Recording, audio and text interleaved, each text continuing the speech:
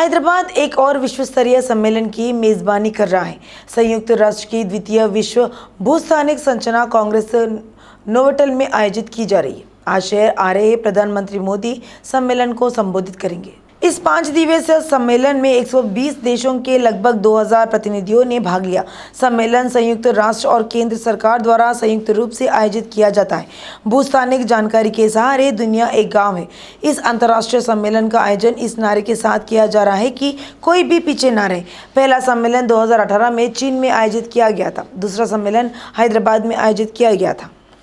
राज्यपाल तमिलसाई ने कहा कि जब महिलाओं को अवसर दिया जाता है तो वे अधिक एकाग्रता और परिश्रम के साथ काम करती है और सफलता प्राप्त करती है। उन्होंने CCMB IICT हैदराबाद में आयोजित महिला वैज्ञानिक सम्मेलन में भाग लिया।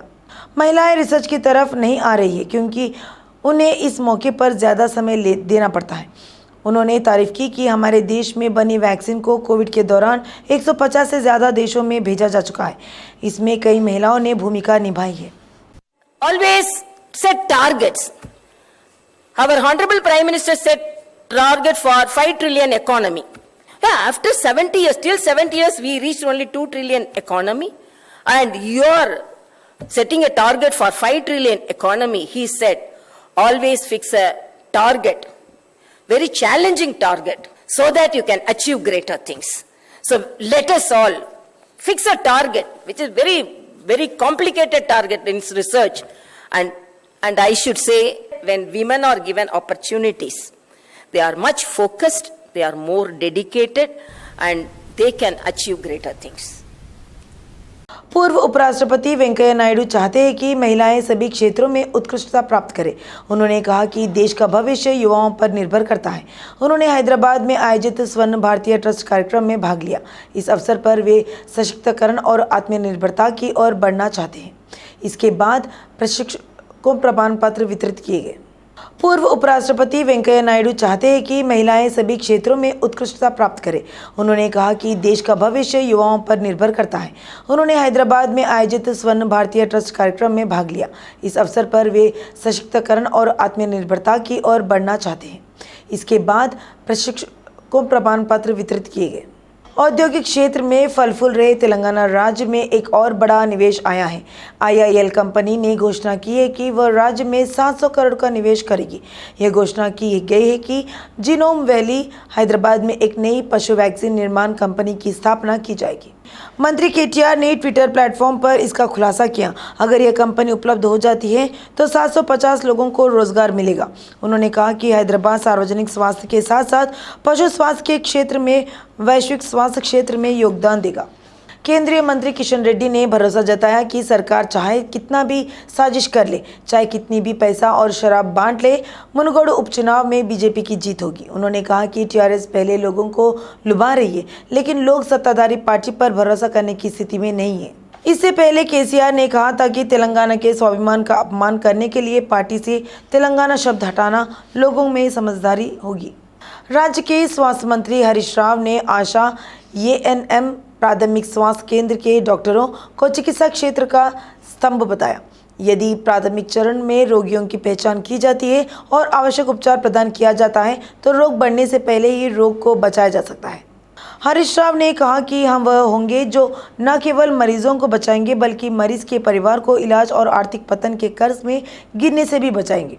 हरीश राव ने PHC चिकित्सा अधिकारियों, ANM और अस्पतालों के प्रदर्शन पर मासिक समीक्षा के हिस्से के रूप में एक टेलीकॉन्फ्रेंस आयोजित की। हरीश राव ने कहा कि KCR पोषण किट भी जल्द उपलब्ध होगी।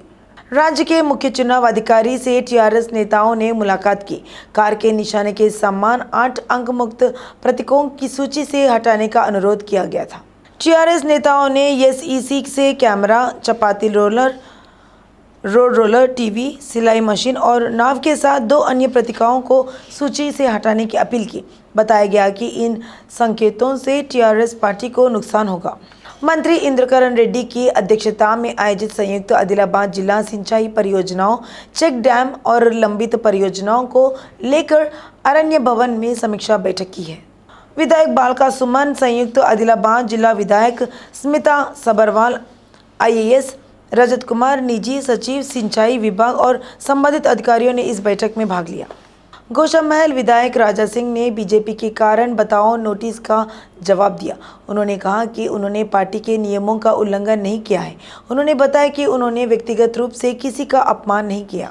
उन्होंने टीआरएस सरकार पर जानबूझकर उनके खिलाफ मामले दर्ज करने का आरोप लगाया। राजा सिंह ने कारण बताओ नोटिस में स्पष्ट किया कि टीआरएस एमआईएम के साथ धार्मिक राजनीति कर रही है। मुनगोड़ उपचुनाव के लिए नामांकन कल जारी रहा। 11 उम्मीदवारों ने नामांकन दाखिल किया। कोमटिरेड्डी राजगोपाल रेड्डी चंदू ने एमएमआरओ कार्यालय में भाजपा उम्मीदवारों के रूप में अपना नामांकन दाखिल किया है। टीआरएस उम्मीदवार प्रभाकर रेड्डी ने 12 तारीख को और कांग्रेस उम्मीदवार पालवाई श्रवंती 14 तारीख को अपना नामांकन दाखिल करेंगे। इस माह की 14 तारीख तक नामांकन की स्वीकृति 15 को छटनी होगी। योग्य पत्रकारों को आवास उपलब्ध कराने की मांग को लेकर टीडब्ल्यूएफ और एचयूजे पत्रकार संघों के तत्वावधान में हैदराबाद कलेक्ट्रेट के सामने धरना दिया गया। एचयूजे अध्यक्ष चंद्रशेखर और सचिव निरंजन ने तेलंगाना आंदोलन में अग्रणी भूमिका निभाने वाले पत्रकारों के लिए न्याय और आवाज भूखंडे को तत्काल प्रावधान की मांग की। कलेक्टर कार्यालय में याचिका दायर की गई है। कांग्रेस के पूर्व सांसद पोन्नम प्रभाकर ने कहा कि सीएम केसीआर ने राज्य में बेरोजगारों के साथ बहुत अन्याय किया है।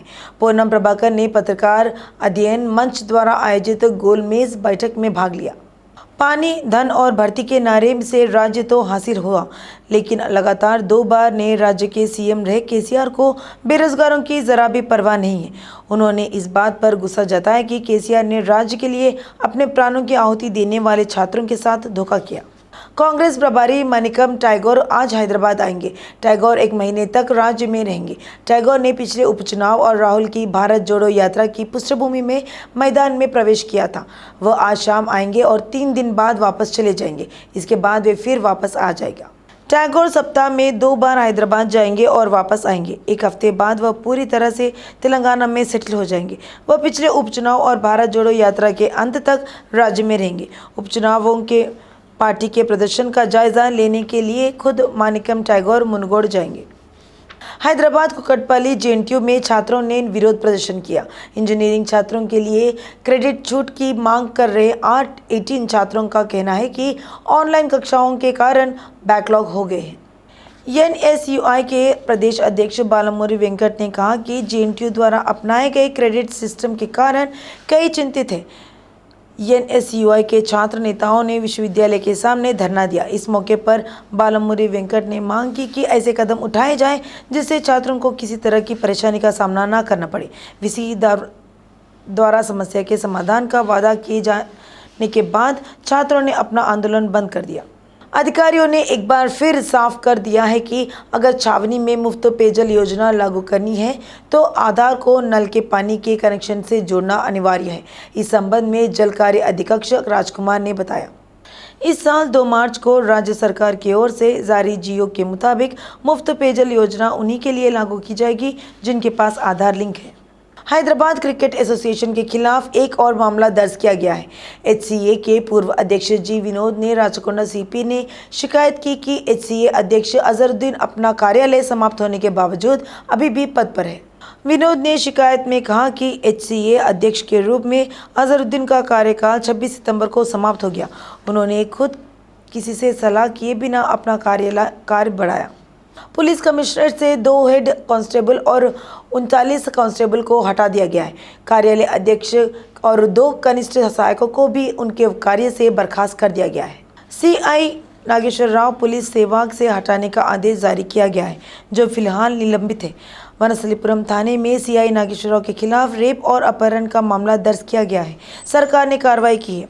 हैदराबाद के सीपी सीवी आनंद ने अनुच्छेद 311(2)(b) के तहत उन्हें सेवा से हटाने का आदेश जारी किया। दिल्ली शराब घोटाले में एक नया मोड़ आ गया है। पिछले कुछ दिनों से कई लोगों से पूछताछ कर रहे सीबीआई अधिकारियों ने हाल ही में हैदराबाद के कारोबारी बोयनपल्ली अभिषेक को गिरफ्तार कर कोर्ट में पेश किया। सीबीआई ने खुलासा किया कि कुछ शराब व्यापारियों की पैरवी कर रहे अभिषेक बोयनपल्ली को पूछताछ के लिए बुलाया गया था। पता चला है कि वह कुछ अहम सवालों का जवाब दिए बिना फरार हो गया। रात में उसे हिरासत में ले लिया गया, जबकि अभिषेक रॉबिन डिस्ट्रीब्यूशन एलएलपी के निर्देशकों में से एक है। इस कंपनी की स्थापना इसी साल 12 जुलाई को हुई थी। अभिषेक को दिल्ली स्थित जीएनसीडीटी आबकारी नीति के निर्माण और कार्यान्वयन में अनियमितताओं के आरोपों पर चल रही जांच में गिरफ्तार किया गया था। समाजवादी पार्टी के संस्थापक मुलायम सिंह यादव की दिल्ली के एक अस्पताल में इलाज के दौरान मौत हो गई। राष्ट्रपति द्रौपदी मुर्मू और प्रधानमंत्री मोदी ने मुलायम के निधन पर गहरा दुख और शोक व्यक्त किया है। राष्ट्रपति द्रौपदी मुर्मू ने कहा कि मुलायम का निधन देश के लिए बहुत बड़ी क्षति है। मुलायम के निधन पर ट्विटर पर शोक व्यक्त किया गया। प्रधानमंत्री मोदी ने भी ट्विटर पर पोस्ट किया। प्रधानमंत्री ने ट्वीट के जरिए याद किया कि मुलायम सिंह यादव जी ने यूपी और देश की राजनीति में एक विशेष स्थान हासिल किया है। वहीं सीएम केसीआर, मंत्री केटीआर, बंडी संजय और ईटला समेत कई नेताओं ने मुलायम के निधन पर शोक जताया है। सीएम केसीआर ने कहा कि उन्होंने गरीब और कमजोर वर्ग के कल्याण के लिए कड़ी मेहनत